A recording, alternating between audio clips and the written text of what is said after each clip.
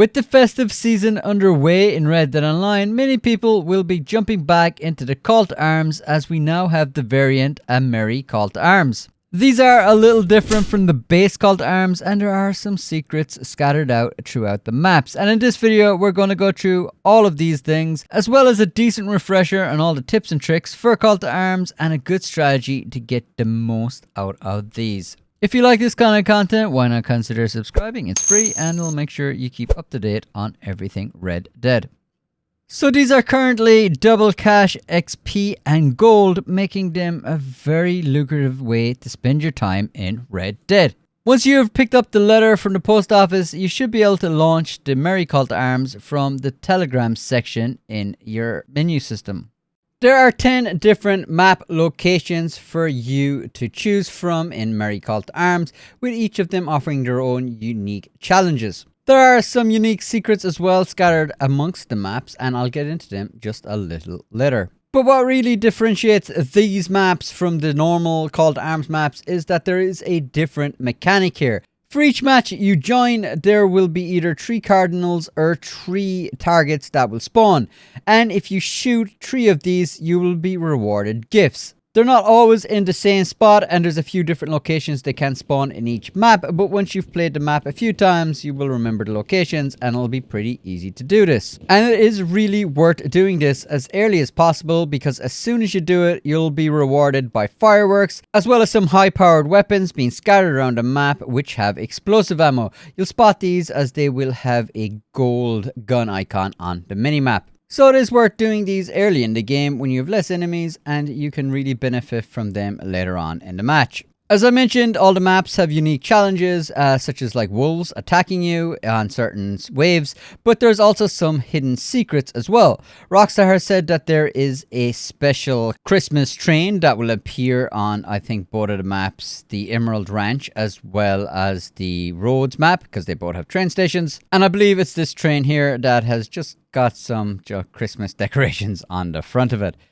But what actually really is cool though is there's a secret animation that can unlock on the hanging dog map if you're in that one. Basically, if you shoot 3 of the birds that spawn on the map, you will be greeted by the usual fireworks, and if you run down to this location, you will see Santa's reindeers flying off into the sky. As I know a lot of people will want to see this for themselves, I'll show you the route I would take to kind of make sure I hit all 3. So one of them could possibly spawn up here, just on the entrance between the 2 gingerbread men up there.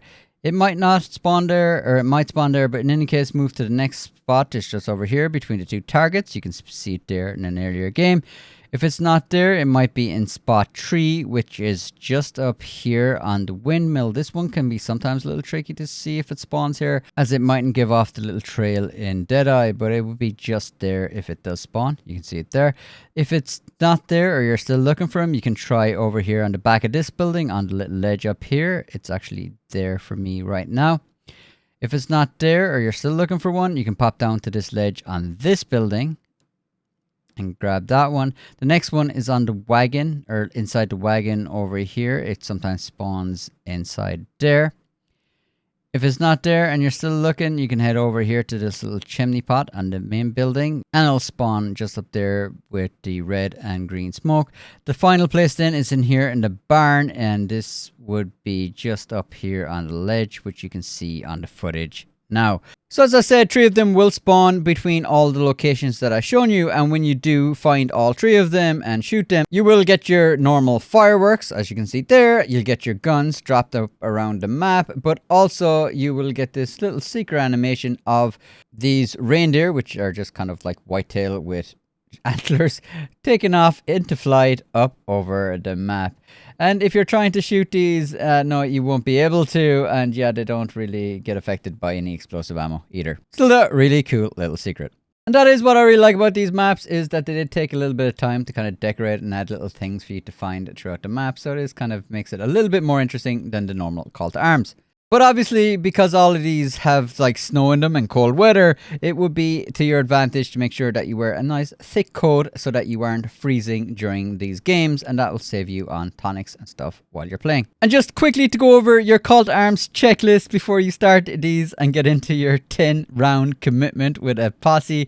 Make sure that you have your tonics so that you can heal throughout the match. Make sure you've stocked up on your ammo and that you've equipped normal ammo to start off with. This is because you can pick up normal ammo scattered around the map in the boxes, and if you get a little overwhelmed at the end of the match, you can always fall back on your more special ammo. So making a bunch of split point, explosive ammo and all of that will definitely help you out in the later stages. Speaking of explosives, it's also worth having some Molotovs as well as dynamite, as they can be very useful to take out some of the wagons, and they do spawn around the map at wave 6 I believe, so you can replenish some of them there as well. Don't forget, if you have the volatile pamphlets for both the dynamite and fire bottle, you can add an extra 8 of each to your arsenal going in.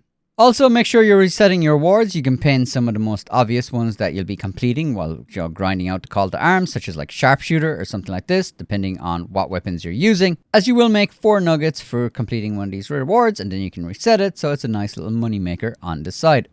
Before you start a Call to Arms, be sure to clean all your weapons. You really don't want to have bad accuracy when you're doing these. Also, make sure that you prepare some flavored big game meat. I usually make the minty meat. Just a few minutes around the bayou, shooting some alligators, collecting some mint, and you can craft a bunch of that, and that'll really help you out. But it's also worth having some oregano and thyme flavored game meat as well, as that will also work. Also, make sure you got your ability card stacked out. Not as important as you can change on the fly, but it is worth having it sorted going in. I'm normally a painted black player, so I will use that and often pair it with these cards here: Come Back Stronger, Iron Lung, and Cold Blooded. That said, I have a bunch of resources on this character with a bunch of tonics, ammo, all that stuff. If you're a newer player, I'd actually recommend maybe ranking up a Moment of Recuperation.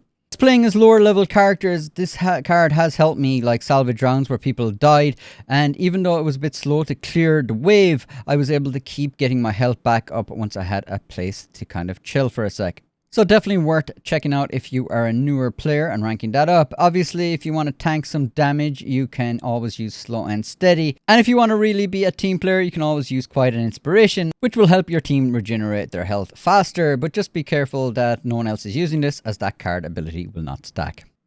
By far the best thing you can possibly do when approaching Call to Arms is play as part of a team and posse. Rockstar will try to match you with other players, but this is notoriously bad, so you'll often end up either on your own or with another person. And although it can be kind of fun and challenging to try to do one of these all on your own, you're going to run through a bunch of tonics, you're going to have to run through a bunch of ammo, and not only is this going to cost you a bunch of money, but it's going to set you back a lot of time between Call to Arms trying to replenish this. For that reason, I would highly recommend you try to form a posse before going in, and if you want to find other people that are looking for forming a posse, why not check out my Discord? It can be pretty quiet at most of the time, but when Call to Arms comes, you'll often see people in there looking for other people to make a team. That's how important it is. Not only that, but the biggest problem with Call to Arms is that 40-minute cooldown if you just participate in a Call to Arms, not lead it, but participate in it. But if you're able to form a posse of 5 people and one person volunteers to sit out each match for 5 matches, well, 4 players will get to play 4 Call to Arms in a row undisturbed. I go into much more detail about that strategy in this video here. I'll leave a link to that below in the description if you want to check that out. I do my best to explain it in a very comprehensive way, so if there is somebody on the team new to this strategy, you might send them on the video and that will help them understand. I'll also leave a link to a video that will go through some really good tips and tricks that you can utilize while playing Call to Arms to make sure that you're getting the most out of it. But please let me know in the comments, have you any other tips and tricks for players that are now beginning to play Call to Arms? It's not something I do myself, but like I have heard of people that will increase their weight so they can take slightly more damage in the Call to Arms. And it's stuff like that I'd love to see you let me know down in the comments. Just little things that people mightn't think of that can be quite good. As always, massive thanks to everyone who is supporting this channel with either comments or even sharing the content, but especially shout out to the members. You guys are incredible and I really do appreciate it. Alright people, I'll see you on the virtual frontier.